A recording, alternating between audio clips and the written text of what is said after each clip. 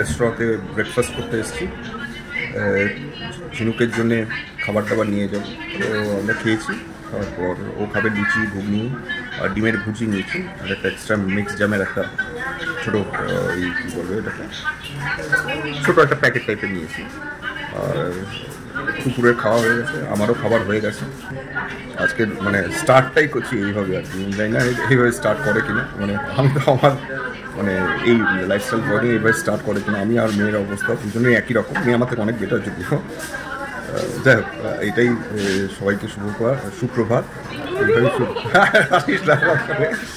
যাই এখানেই শুরু করছি, সবার দিনটা খুব ভালো কাটে এই আশায়।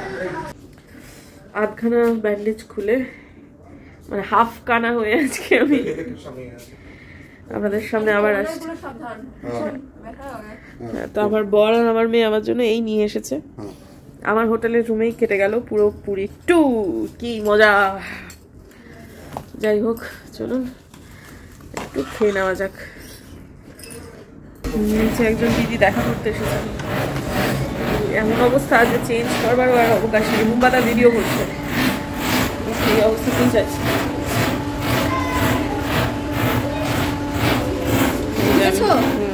আপাতত আমি আর পুকুরে নিচে যাচ্ছি।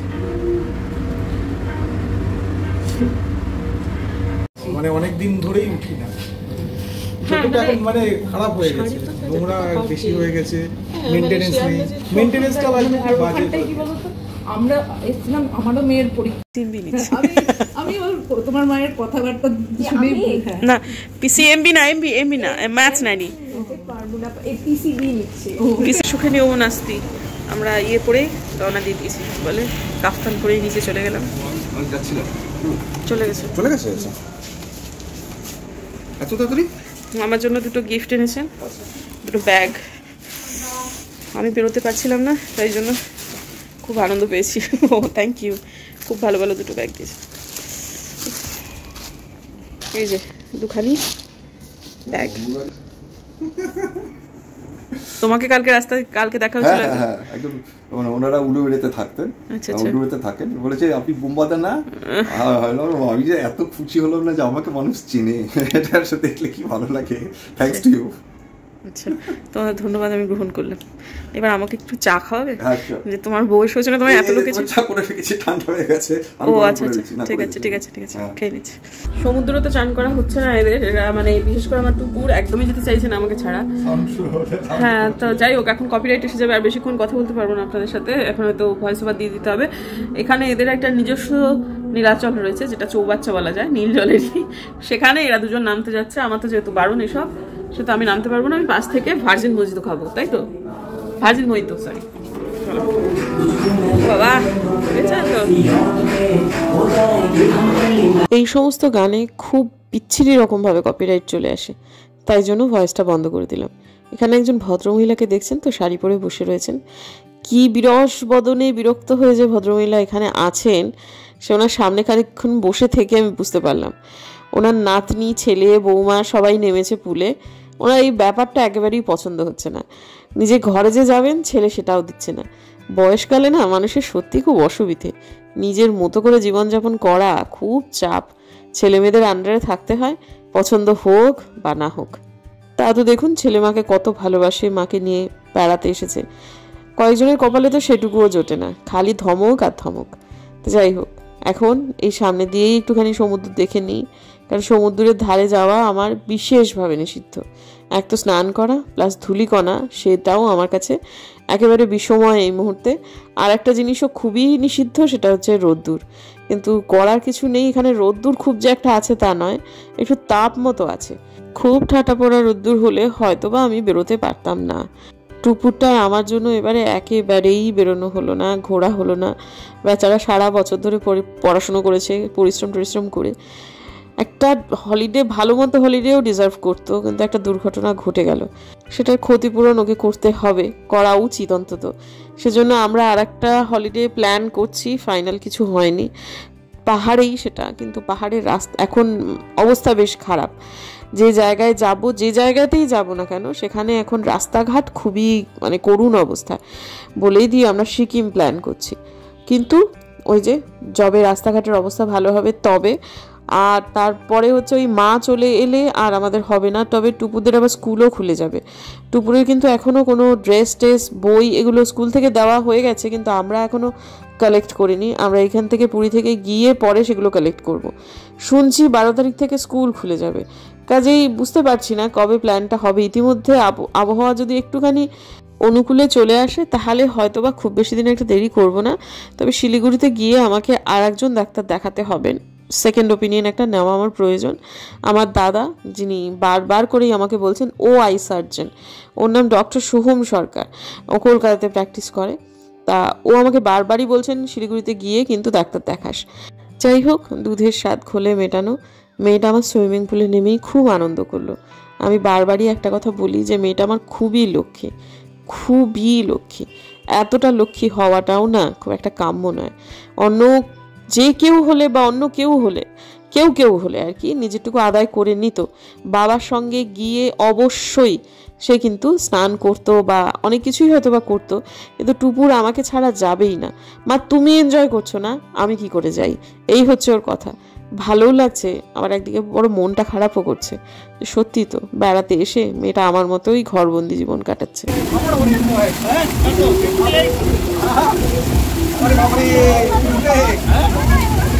আমার থেকে ছোট, আমার থেকে অনেক ছোট।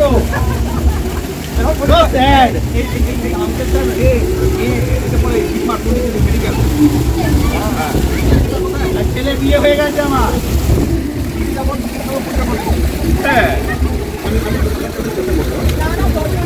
আমি সাঁতার কাটবো।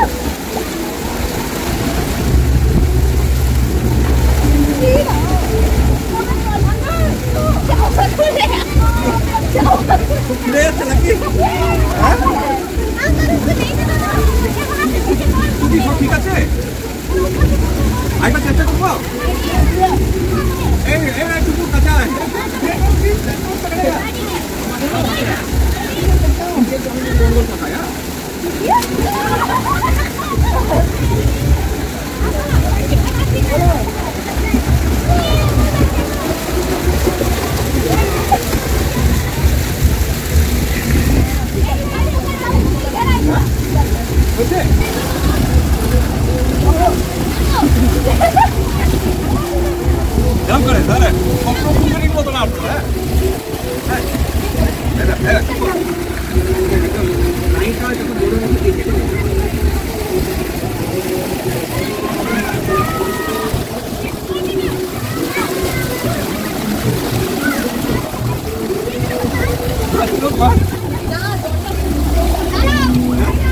লাঞ্চে কি খাচ্ছি আজকে? Veg fried rice, chicken fried rice, crispy fried chicken, আর হচ্ছে প্রন মশলা। দেখো তোমারটা কারটা আমার অনেক বেশি দিয়ে দিস। আচ্ছা ঠিক আছে। বিলেতে যে জিনিসটা অহরহ চোখে পড়ে সেটা আমাদের দেশে খুব একটা চোখে পড়ে না। সেটা হচ্ছে অতি শিক্ষিত মানুষের ঠিক এই ধরনের কাজকর্ম। যারা বিদেশে থেকে চোখ সয়ে গেছে তাদের হয়তো জিনিসটা খারাপ লাগবে, আমাদের চোখ সয়নি, আমাদের খুব দুঃখ হচ্ছে। ছেলেটার বাড়ি পূর্ব মেদিনীপুরে, ছেলেটা ডিএলএড করছে, এডুকেশনে গ্র্যাজুয়েশন করেছে। তো এখন তার চাকরির আশায় সে বুক বেঁধে রয়েছে।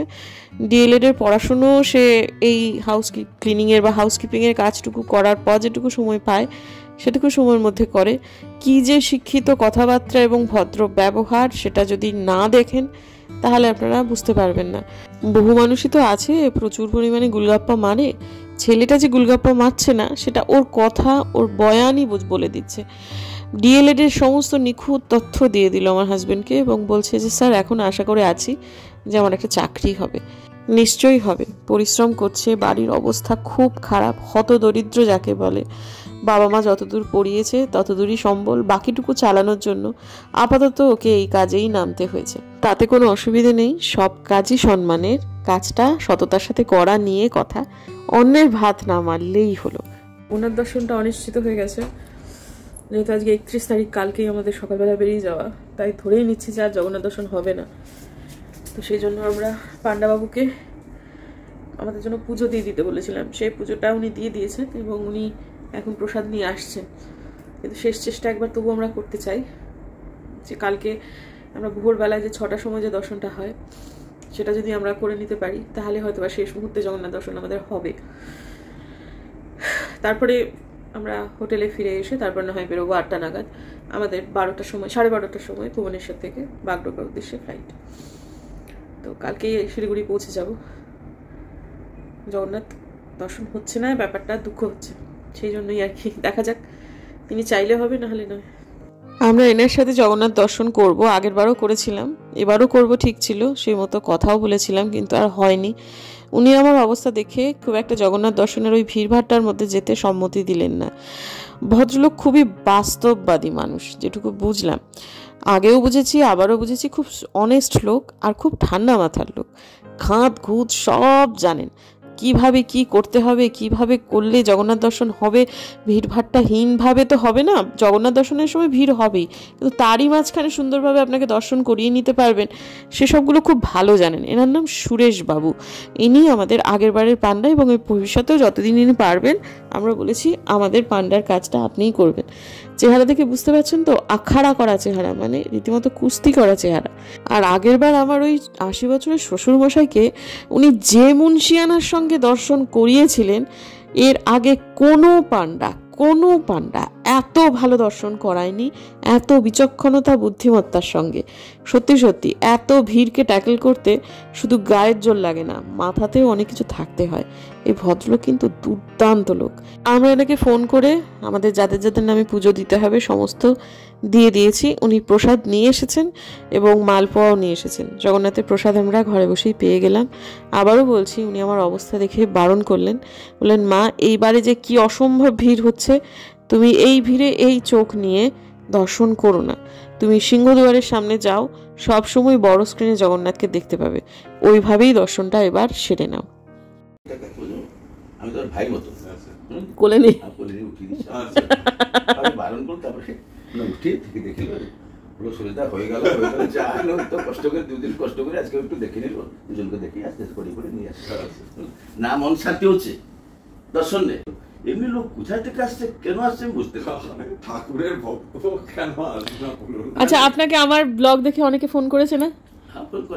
হ্যাঁ, আমি সবাইকে আপনার নাম্বার দিয়েছি। আগের বার আগে প্রথম দুজন নাম করে করে আসলে আমরা ভালো, এইটা বলেছিল কি দিদি, ঝিনুক দিদি, এই বলে বলে একটু আসছে, তারপরে ফোন করে করে আসে, যে আসছে আমি ওনাকে, আমার কাছে যে আসছে আমি ওনাকে দেবো। এখন মন্দিরে একটু চাপা পড়ছে কখন। আসলে পুরীতে তো টুরিস্ট সিজনে চিরকালই ভিড় হয়, জগন্নাথ দর্শনের কাছেও প্রচুর ভিড় হয়, কিন্তু এখন অতিরিক্ত যেটা হয়েছে, প্রত্যেক দিন শুনলাম পুরীতে প্রায় 250-300 বাস ঢুকছে, যেটা এত আগে ছিল না, এবং ট্রেনের সংখ্যা প্রচুর বাড়িয়ে দিয়েছে। প্রত্যেক দিন ভক্ত সমাগম হচ্ছে অগুন্তি। আর বিশেষত এখন যে কেন্দ্রীয় সরকার রয়েছে, তারা তো স্পিরিচুয়াল ট্যুরিজমকে খুব জোর দিচ্ছে তো, আর পুরী 4 ধামের একটা ধাম, সুতরাং ভিড় এখানে হবেই, আগাগোড়াই হতো, এখন আরও মারাত্মক হচ্ছে। সরকার থেকেও সেটা চাইছে এবং সেটা বাস্তবেও হচ্ছে, যার ফলে আজকের দিনে আমার আর দর্শন করা হলো না। এই যে এই দুলটি আমাকে টুকুর দিয়েছে আগের দিনে, এখানে দামটা লেখা আছে তাই চেপে ধরে আছি। তো যাই হোক, সেটা আজকে আমি পরে ডাক্তারবাবুর কাছে যাব। এই দুলটা আমি কিনেছি, এটা একটা ঝুমকো, এটা দাম দেখাতেই পারি, এটা নিজেকে যেহেতু উপহার দিইনি, এটা নিজের জন্যই কিনেছি। এটা 2140 টাকা। টুকুর আসলে ওটা গিফট দিয়েছে, তো বাচ্চা মানুষ নিজের পকেট খরচা থেকে দিয়েছে, সেই অনেক। এটা হচ্ছে মাথার কাটা, চুলের কাটা, আর সবই আমার বেটিরই আর কি, যা আমার তাই তো আমার মেয়ের। আর একখানা কোথায় গেল? আর একটা এইটার দামটা কত আমার মনে নেই, সত্যি কথা। এটা কানের দুল আছে, কি ব্যাপার কানের দুল, ও আচ্ছা, এটা হচ্ছে কানের দুল, সাথে একটা পেন্ডেন্ট আছে। এটা পেন্ডেন্টটা একটুখানি বড় বা একই রকম সাইজের আর কি। যাই হোক, এটা আমার খুব পছন্দ হয়েছে। টুকুর ছোট মানুষ, টুকুরের জন্য অত বড় বড় দরকার নেই। আমার নিজের জন্য আমাকে মা দিয়েছিল এরকম একটা, এটা প্রজাপতি, ওটা অনেকটাই বড়, তা আমি টুকুরের জন্য কিনেছি, সেটা একটা ছোটো ছোটোই কিনেছি। হয়ে গেছে এই যে কানের দুলটি পরে ফেলেছি। এখনো চোখে ইরিটেশনটা খুবই আছে, কষ্টও হচ্ছে বেশ। ডাক্তারবাবুর কাছে গেলে একটু হলদে হলদে রঙের একটা ড্রপ দিয়ে দিচ্ছেন ইনস্ট্যান্ট, তাতে ব্যথাটা কমে যাচ্ছে। অনেক করে জিজ্ঞেস করলাম ডাক্তারবাবুটা কী ওষুধ, উনি বললেন যে না, এটা ডাক্তার ছাড়া অন্যরা কেউ ব্যবহার করতে পারে না। তো উনি যে ওষুধটা আমাকে দিয়ে চোখটা ওয়াশ করে আবার নতুন করে সিল করে দিলেন চোখটা। আগের অভিজ্ঞতা নিরিখে জানি এটার প্রভাব মোটামুটি ঘন্টা 2 মতো থাকে, তারপর আস্তে আস্তে আবার ইরিটেশনটা ফেরত আসে। আজকে উনি আমাকে লিভোসিট্রাজিনও দিয়েছেন। পেইনটা আগের থেকে কম, কিন্তু পুরোপুরি যায়নি। এই সুযোগে পুরো রেসিডেন্সিয়াল এরিয়াগুলো একটু হাঁটার সুযোগ হচ্ছে। সব কিছুই পজিটিভ দিক আছে। এর মধ্যে কোনো ট্যুরিস্টের ভিড় নেই, ভাড়াক্কা নেই, কিছু নেই, অথচ সম্ভ্রান্ত আবাসন অঞ্চল। ভালো লাগছে। আমার এটা লাগিয়ে দিলেন, উনি বলেছিলেন কালকে সকালে খুলে দিতে। আমি বললাম যা করবো, আমি বাড়ি গিয়ে খুলবো। কালকে তো আমাদের 2.5-3টার মধ্যে বাড়ি পৌঁছে যাওয়ার কথা, মানে বাগডোগরা পৌঁছে যাওয়ার কথা আর কি। আসলে কলকাতার লে ওভার আছে কোথায় ঘন্টাখানেকের, যার ফলে না হলে তো ঘন্টাখানেকের বেশি লাগে না বাগডোগরা থেকে, ভুবনেশ্বর থেকে বাগডোগরা। তো যাই হোক, টোটোটাকে ছেড়ে দেওয়া হয়েছে। এখন আমরা যাব জগন্নাথ মন্দিরের সামনে। তো জগন্নাথ মন্দিরের ওখানে সামনে থেকে একটু জগন্নাথকে প্রণাম করে তারপর ওই অঞ্চল থেকে যাবতীয় কেনাকাটা করে তারপরে হোটেলে ফিরব। বাহ, কে আবাদ, ভালোই লাগে। এমন কিছু আলাদা নয় অন্যান্য শহরের থেকে, তবুও একটু তো হলেও অপরিচিত বটে। পুরীতে এসেছি, জগন্নাথ দর্শন তো হলোই না, কেনাকাটাও কি হবে না? এই যে এখন চোখের যন্ত্রণাটা নেই, এই সুযোগটাকে কাজে লাগাতে চাইছি, যার ফলে জগন্নাথ মন্দিরের সামনে গিয়ে যাবতীয় যেগুলো আমাদের কিনতেই হবে সেই সমস্ত কিছু জিনিসপত্র কিনে নিয়ে তারপরে হোটেলে ফেরত যাব। কিন্তু কেনাটা সম্পূর্ণ হয়নি, তার আগেই আমার ইরিটেশন ফেরত এসেছিল। কিন্তু জগন্নাথের কৃপায় আমার যে মন্দিরটা দেখলাম, চোখ দিয়ে অঝোরে জল পড়তে শুরু করলো। যে পট্টিটা তিনি লাগিয়ে দিয়েছেন সেটা নুন জলে ভারী হয়ে গেল। আর আমার মুখ দিয়ে কি উচ্চারণ হচ্ছে জানেন? শুনবেন, দাঁড়ান। জয় জগন্নাথ, জয় জগন্নাথ, জয় জগন্নাথ, জয় জগন্নাথ, জয় জগন্নাথ, জয় জগন্নাথ। ভগবান, জয় জগন্নাথ।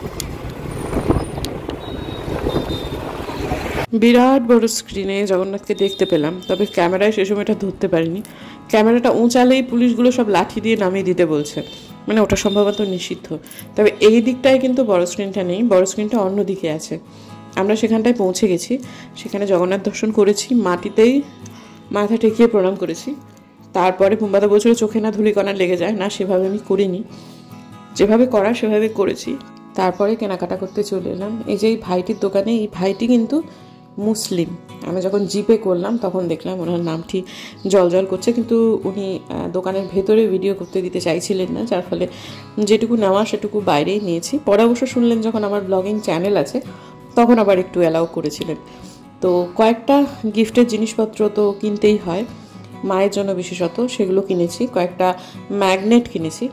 তো তারপরে আমি চলে এলাম হচ্ছে জগন্নাথ মন্দিরের ঠিক সামনে সলতে কিনতে। অনেকগুলো সলতে কিনতে হবে, স্বপ্নাদি বলে দিয়েছে। আমাদের নিজেদের ব্যবহারের জন্যও লাগবে। আমাদের বাড়ির নিত্য প্রদীপের সলতেটা জগন্নাথ ধামেরই সলতে হয়ে থাকে। এছাড়া এই জিনিসের এই প্রথা আমাদের বাপের বাড়ির দিকেও রয়েছে, কাজেই মায়ের জন্যও কিনতে হবে এবং কিনতে হবে আমার দিদির জন্য। এছাড়াও বড় মাইমাকেও দেবো, সেরকমই একটা ইচ্ছা। তো সব মিলিয়ে মিশিয়ে সলতে মোটামুটি এক ধামা হলো। এখন যেটুকু সলতে দেখছেন, পরের দিনে কিন্তু বুম্বাদা আর একটু সকালবেলা উঠে ঠিক ততটাই সলতে আরও নিয়ে নিয়েছে, কারণ আলপনাদির কথাটা আমাদের মাথায় ছিল না, আরও কয়েকজনের কথাও মাথায় ছিল না, যার ফলে আমাদের নিতে আরও একটা, আমরা যতটা দেখছেন ঠিক ততটাই সলতে আমরা এছাড়াও নিয়েছি আরও। এবং একটি সলতেও আমাদের নিজেদের ব্যবহারের জন্য যেটুকু রাখা, তাছাড়া অবশিষ্ট আর থাকবে না। কেউ যদি আমাকে শিলিগুড়িতে এখন বলে যে জিনুক অনেক সলতে নিয়ে এসছিস আমাকে দে, আমি আর কাউকে দিতে পারবো না, কারণ বাড়ি গিয়ে সবগুলো ভাগ ভাগ করে আলাদা আলাদা প্যাকেট রাখা হয়ে যাবে।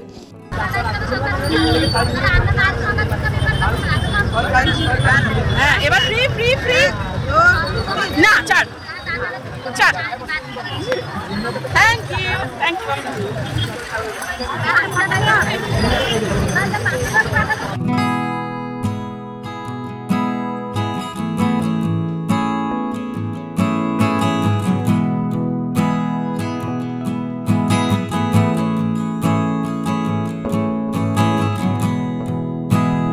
এই সমস্ত জায়গায় টোটো অটো কোনো কিছুই চলে না, চলে কেবলমাত্র রিক্সা। আমি আর টুকুর একটা রিক্সায়, বুম্বাদা পেছনে আর একটা রিক্সায়। মন্দিরের চতুর্দিকটা এত সুন্দর করে চাতাল করে বাধাই করে দিয়েছে। ছোট ছোট এখানে অনেক ব্যবসায়ী ছিল, তাদের অবশ্য পুনর্বাসন দেওয়া হয়েছে যতদূর শুনলাম, কিন্তু এই জায়গাটা খুব ভালো হয়ে গেছে। কিন্তু শুধু এইটুকু চত্বরই, এছাড়া যে ওই মার্কেট এরিয়াটা সেটা একই রকমের ভাঙা চোরা, যেরকম আগে ছিল তেমনই আছে। তো এখন আমাদের গন্তব্য হচ্ছে স্বর্গদ্বারে একটি দোকান থেকে আমাদের কয়েকটা জামা কাপড় কেনার প্রয়োজন আছে, মানে শাড়ি কেনার, সেটাই কিনবো। তো প্রথমত এই যে এখানে আমি এখন মন্দির পরিক্রমণ করছি, যতবার মন্দির দেখছি ততবার মনে হচ্ছে যে ঠিক এই মন্দিরটার নিচেই আমার জগন্নাথ, আমার প্রভু, আমার বস, তিনি বসে আছেন। সরাসরি দর্শন না হলেও মানস চক্ষে অগুন্তিবার তাকে আমি দর্শন করেছি, এবং আমার কিছু জিনিসের রিয়েলাইজেশন হয়েছে, সেটা ঠিক ব্লগে আমি কখনোই হয়তো বা জীবনে উপলব্ধিটা মানে শেয়ার করে উঠতে পারবো না, কারণ সেই ভাষাটাই আমার কাছে কম পড়ে যাবে, যে আমি ঠিক কোন ভাষার পর কোন সুতো দিয়ে কোন কথা গাঁথতে হবে আমার কাছে সে শব্দ নেই বন্ধুরা। কিন্তু আমি এটুকু জানি জগন্নাথ আমার হাত কখনোই ছাড়েননি, উল্টে তিনি এই অসুখটা দিয়ে আমার হাতটা আরও অনেক বেশি শক্ত করে ধরলেন। জয় জগন্নাথ, জয় জগন্নাথ। যাই হোক, পৌঁছে গেছি শাড়ির দোকানে। শাড়ি কিনবো মূলত 3 জনের, সেটা হচ্ছে আমার মায়ের, আমার আর টুপুরের। মায়ের জন্য আমার কিনেছি এই শাড়িটা, লাল টুকটুকে দুধে আলতা মা আমার শাড়িটা পরলে খুব ভালো লাগবে দেখতে। তারপরে যে শাড়িটা দেখাচ্ছি এটা আমি কিনে দিয়েছি আমার টুপুরকে, আর আমার জন্য আমি একটা শাড়ি কিনেছি। তো বুম্বাদা নেহাত জোড়াজুড়ি করছিল, তাই জন্য কিনলাম। কিন্তু আমার ননদ এবং আমার দিদি এরা কেউ শাড়ি নেবে না বলে দিয়েছে। এরা কবে আসবে তার ঠিক নেই, সেহেতু বলছে যে যখন যাব তখন ওখান থেকে কিনে দিস, এতদিন আগে থেকে শাড়ি কিনে রাখিস না, যার ফলে এদের জন্য কিনিনি। আর তাছাড়াও আমার আরও অনেকগুলো কেনার কথা ছিল, কিন্তু এই সময়টায় কষ্ট শুরু হয়ে গেছে, ইরিটেশন বাড়তে শুরু করেছে। একটা কটন ইক্কত নেব ভেবেছিলাম, কিন্তু আর তখন ধৈর্যে কুলোলো না যে আমি কোনো কিছু কেনাকাটা করি। এরপরে আবার একটু রূপোর দোকানে আসার ইচ্ছা ছিল, সেটা হলো বটে, সেটাও হয়েছে। এবং যারা কর্মসহায়িকা দিদিরা তাদের জন্য একটু উপহার স্বরূপ কিছু জিনিসপত্র কিনে নিলাম। আমার মায়ের একটা ব্যাগের, জগন্নাথমুখী একটা ব্যাগের খুব ইচ্ছা, প্রত্যেকবারই নিয়ে যাই, এবারও তাই নিয়ে গেলাম। এবং মেয়ের জন্য এই রূপোর আংটিটা দেখা হলো আর কি, এবং কেনা অবশ্য হয়নি, কারণ ওই ডিজাইন ছাড়া জিনিসপত্র তার কিনতে ভালো লাগছিল না। এবং এখন যখন ফিরছি, এখন আবার কষ্টটা ফেরত এসেছে, আর ভালো লাগছে না সত্যি কথা। যাই হোক, সমস্ত হয়ে গেছে, প্যাকিং ডান। এবং এখন এটা তুমি করো, ওষুধ বিশুদ্ধ খাওয়া হয়ে গেছে। এখন শেষে একটা ড্রপ আছে আর একটা জেল আছে নাকি, হ্যাঁ আছে একটা, সেটা লাগিয়ে তারপর রাত্রে শোয়া হবে আর কি। এই যে ভদ্রলোক দাঁড়িয়ে আছেন অস্ত্র হাতে, কই অস্ত্রটা, এই যে অস্ত্র হাতে দাঁড়িয়ে আছেন তিনি, এটা মেয়েই দিচ্ছিল কদিন, তো আজকে মেয়ের বাবা দেবে। তুমি দেবে না, মেয়েই দেবে। ও মেয়ে দেবে, ও মেয়ে দেবে। আচ্ছা ঠিক আছে ঠিক আছে বন্ধুরা, এই তো আজকে পুরী ট্যুর এ যাত্রায় শেষ হচ্ছে। কালকে আমাদের সকালবেলায়, আমরা কটায় বেরোবো? 8টায়, 7:30 অটো সকালবেলা বেরোবো না, 8টা, ঠিক আছে। কিন্তু আমাদের পৌঁছাতে হবে ভুবনেশ্বর 12:30টায়। কি হচ্ছে তোর এরকম এফেক্ট হয় না? হ্যাঁ, বেরোনো খোলার সাথে সাথে বেরোতে থাকে। আচ্ছা যাই হোক, কি বলে, কালকে 12:30টায় ফ্লাইট, ও তো আগে যাই হোক, ঠিক আছে, দেখা যাক কি হয়। তো ঠিক আছে, তাহলে দেখা হচ্ছে কালকে নতুন ব্লগে। আজকে দিনের জন্য পুরী যাত্রা এই যাত্রার মতো সমাপ্ত। নতুন কোনো একটা ভ্রমণ গন্তব্যে হয়তো শীঘ্রই আমরা আবার বেরোতে পারি, সম্ভাবনা সবটুকুই হলে নিশ্চয়ই আপনাদের সাথে জানাবো, আপনাদের নিয়েই যাব। ততক্ষণের জন্য কালকে দেখা হচ্ছে পুরী থেকে, ভুবনেশ্বর থেকে শিলিগুড়ি।